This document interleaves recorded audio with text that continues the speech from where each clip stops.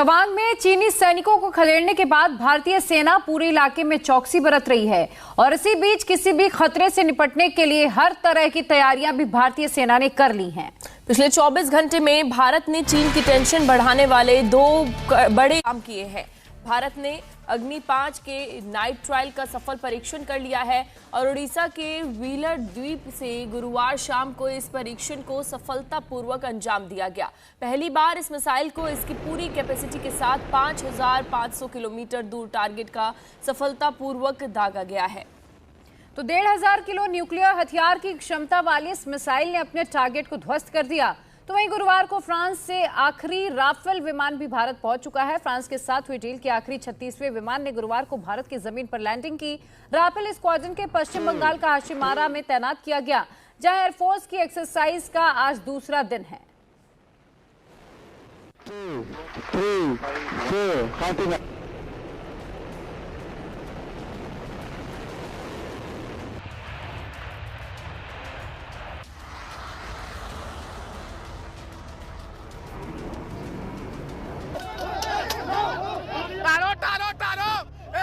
अचार सिर्फ खाने के लिए ही नहीं है, कमाने के लिए भी है। ये अचार के बिजनेस करके महीने के 5 लाख कमा रहे हैं। आपको भी ये करना है तो फ्रीडम ऐप को अभी डाउनलोड कीजिए।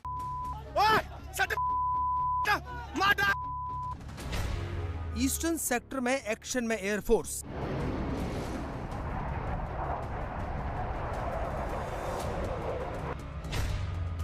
राफेल ने बढ़ाई एयरफोर्स की पावर।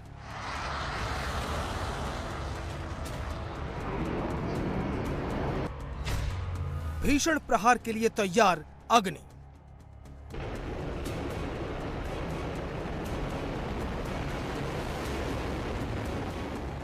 इस टेस्ट के बाद से ही बीजिंग की रातों की नींद उड़ गई है।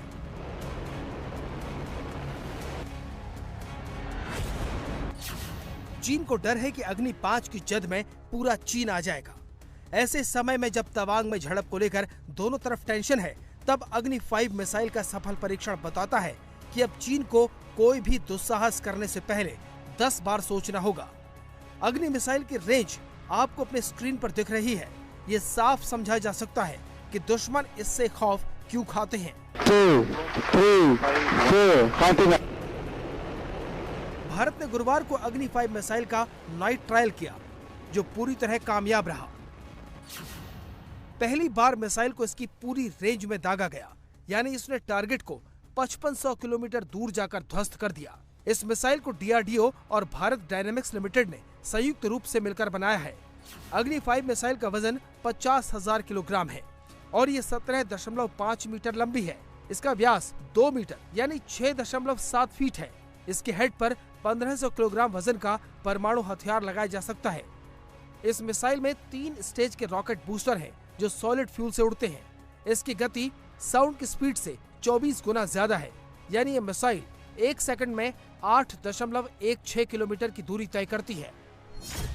इस टेस्ट के बाद कोलकाता से लेकर म्यांमार तक इस तरह की तस्वीरों की सोशल मीडिया पर बाढ़ आ गई है।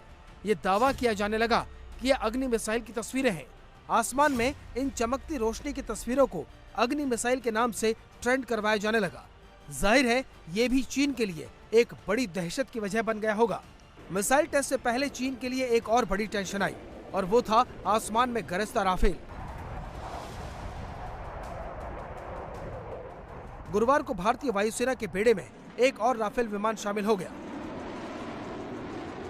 फ्रांस से हुए 36 राफेल विमान सौदों के तहत आखिरी यानी 36वां राफेल भारत पहुंच चुका है। पश्चिम बंगाल के हाशिमारा एयरबेस पर इस राफेल को तैनात किया गया है। इसके साथ ही फ्रांस से किया गया करार भी पूरा हो गया है। पहला राफेल फाइटर जेट पिछले साल जुलाई में भारत आया था। 18 महीने के अंदर सभी 36 विमान भारत आ चुके हैं।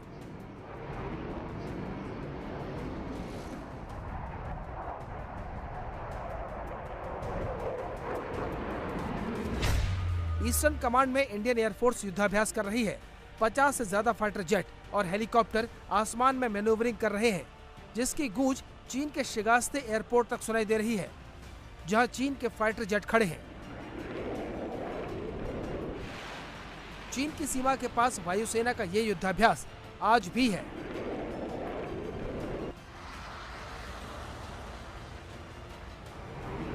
इस सेनाभ्यास का मकसद पूर्वी सेक्टर में अपने ऑपरेशन और क्षमताओं को जांचना परखना है। साथ ही इससे दुश्मनों का हौसला पस्त करना भी है।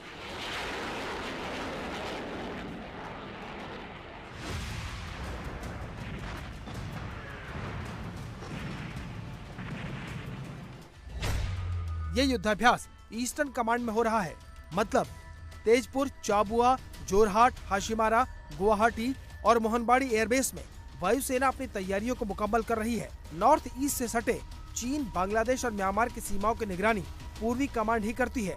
और तवांग, जहां चीनी सैनिकों की हिंदुस्तान के रणबांकुरों ने पिटाई की थी, वो इलाका भी ईस्टर्न कमांड के अंदर ही आता है। 9 दिसंबर की झड़प में हमने चीनी सैनिकों को खदेड़ दिया है, लेकिन भारतीय फौज की चौकसी में कोई कमी नहीं आई है। चीन के फरेब की आशंका को देखते हुए पूरे ईस्टर्न सेक्टर में आर्मी की मूवमेंट बढ़ गई है। असम में बेस से लेकर ईस्टर्न सेक्टर के हाईवे तक जगह जगह सेना की गाड़ियां देखी जा सकती हैं। एलएसी पर तैनात जवानों के लिए हर तरह के इंतजाम किए जा रहे हैं। उन्हें जल्द से जल्द रीइंफोर्समेंट देने के लिए जो भी जरूरी चीजें हैं वो उन तक पहुंचाई जा रही हैं।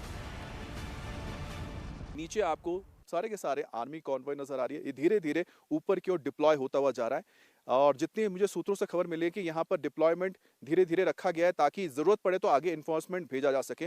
नीचे आप यहाँ पर जो देख पा रहे हैं, ये यहाँ पर कम्युनिकेशंस के इक्विपमेंट्स हैं, जो ट्रक्स हैं। यहाँ पर आपको जनरेटर्स नजर आ रहे होंगे और साथ में जो दूसरे आपको नजर आ रहे हैं कंटेनर टाइप जो ट्रक्स हैं, वो सारे के सारे कम्युनिकेशन हमारे इक्विपमेंट्स हैं, यानी कि कोर ऑफ सिग्नल्स, जिनकी जिम्मेदारी होती है कि बॉर्डर इलाकों में। अचार सिर्फ खाने के लिए ही नहीं है, कमाने के लिए भी है। ये अचार के बिजनेस करके महीने के 5 लाख कमा रहे हैं। आपको भी ये करना है तो फ्रीडम ऐप को अभी डाउनलोड कीजिए। कम्युनिकेशन को रखना है और साथ ही साथ जैसे कि असम की बात करें, जो मैदानी इलाका है जहाँ पर बेसेस हैं, चाहे तेजपुर जो कि एयरबेस है वहाँ पर, और साथ ही साथ ऊपर अगर हम आते हैं तो ये जो पूरा रोड तैयार हो रहा है जिसमें हम आपको आगे लेकर जाएंगे, इस रोड को हम बता दें जो बालीपाड़ा से लेके चारद्वार से लेके आगे यहाँ पर तवांग तक पहुंचती है 317 किलोमीटर की ये पूरी की पूरी हाईवे है, जिसमें सेला पास भी पड़ता है।